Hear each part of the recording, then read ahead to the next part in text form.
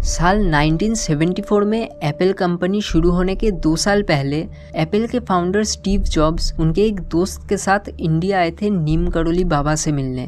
दरअसल Steve jobs काफ़ी समय से इंडिया आना चाहते थे हिंदुइज्म और इंडियन स्पिरिचुअलिटी को सीखने के लिए, और यहाँ आने के बाद उन्हें एक ऐसे बाबा के बारे में पता चला जिनके पास अनोखी शक्तियाँ हैं, जैसे कि एक ही समय पर एक से अधिक जगहों पे मौजूद होना या फिर एक उंगली से छूकर किसी को भी एक ट्रांस स्टेट में भेज देना, जो स्वामी विवेकानंद के गुरु रामकृष्ण परमहंस ने स्वामी विवेकानंद के साथ किया था, जिसके बाद स्वामी विवेकानंद पूरी तरीके से एक अलग इंसान बन चुके थे।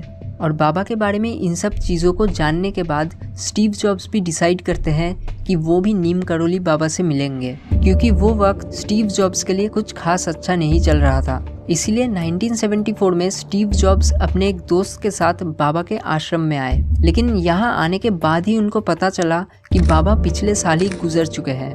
लेकिन ये सुनने के बावजूद भी उन्होंने डिसाइड किया कि वो वहाँ पर कुछ वक्त के लिए रहेंगे, और फिर उन्होंने काफ़ी समय तक वहाँ रहकर हिंदू धर्म के बारे में सीखा। और ठीक इसके 2 साल बाद स्टीव जॉब्स ने एप्पल कंपनी की शुरुआत की। नीम करोली बाबा के भक्तों की लिस्ट बहुत ही बड़ी है। स्टीव जॉब्स मार्क जुकरबर्ग जैसे बिजनेसमैन से लेके हॉलीवुड बॉलीवुड स्टार्स तक, और ये सब कुछ आपने दूसरे वीडियोस में ऑलरेडी सुना ही होगा। इसलिए इस वीडियो में नीम करोली बाबा के बारे में कुछ ऐसी बातें बताऊंगा जो आपने शायद पहले कभी सुना नहीं होगा, जैसे कि क्यों उन्हें हनुमान जी का अवतार माना जाता था, कैसे वो एक बार एक ही वक्त पे 2 शहरों में दिखाई दिए थे, और एक मंत्र जो वो अपने हर एक करीबी शिष्यों को देते थे ताकि उनके जिंदगी में भी अच्छे वक्त की शुरुआत हो सके।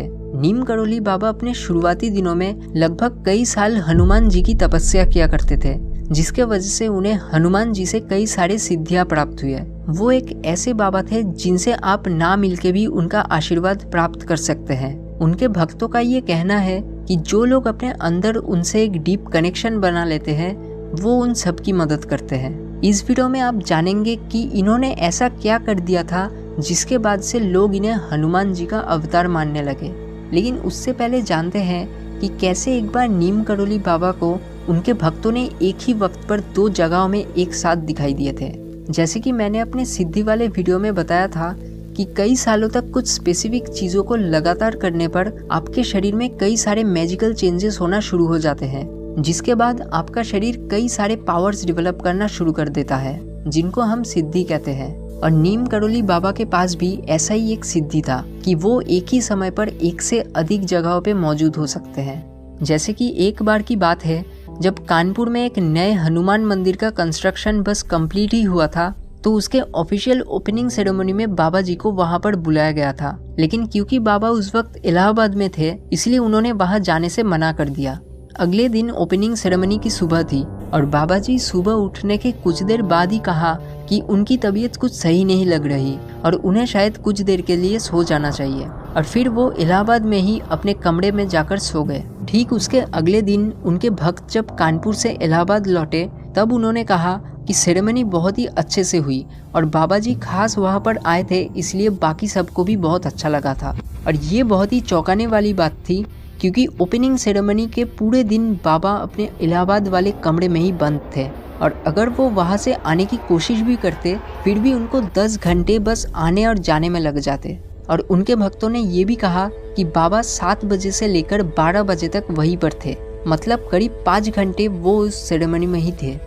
अब अगली कहानी से आपको पता चलेगा कि क्यों लोग उन्हें हनुमान जी का अवतार मानते थे। उन्होंने ऐसा क्या कर दिया था जिसके बाद से लोग उन्हें हनुमान जी का अवतार मानने लगे।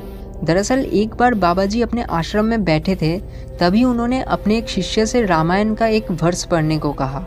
उनके कहने पर उनके शिष्य ने रामायण से अशोक वाटिका वाला वर्ष पढ़ना शुरू ही किया था। तभी नीम करोली बाबा वो पूरा सीन ऐसे बताने लगे जैसे वो खुद त्रेता युग में अशोक वाटिका पर गए थे, और उन्होंने वो सब कुछ अपने ही आंखों से देखा हुआ है। वो पूरे डिटेल्स में एक के बाद एक सीन बताते गए, और फिर वो बोलते बोलते ही रो पड़े, जिसके बाद से उन्हें लोग हनुमान जी का अवतार मानने लगे। नीम करोली बाबा का फिलोसॉफी बहुत ही इन्फ्लुएंशियल था, जिसके वजह से स्टीव जॉब्स जैसे कई सारे लोगों की जिंदगी उनसे मिलने के बाद पूरी तरीके से बदल गई थी। वो अपने हर शिष्यों को हमेशा राम का नाम जपने को कहते थे, और कहते थे कि इससे उनके जिंदगी में बदलाव आएगी।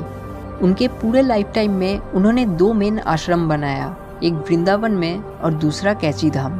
और 11 सितंबर 1973 में after experiencing a diabetic coma लगभग रात के 1 बजे के करीब उनका देहांत हो गया। नीम करोली बाबा के फिलोसॉफी के हिसाब से दूसरों की सेवा करना ही हाईएस्ट फॉर्म ऑफ डिवोशन है और दूसरों के अच्छा करने और सोचने पर ही हमारी जिंदगी में भी अच्छी चीजें होना शुरू होती है। आज के लिए बस इतना ही। अगर वीडियो अच्छी लगी तो इसको लाइक और शेयर जरूर करना और ऐसे ही वीडियोस और देखने के लिए इस चैनल को सब्सक्राइब करना।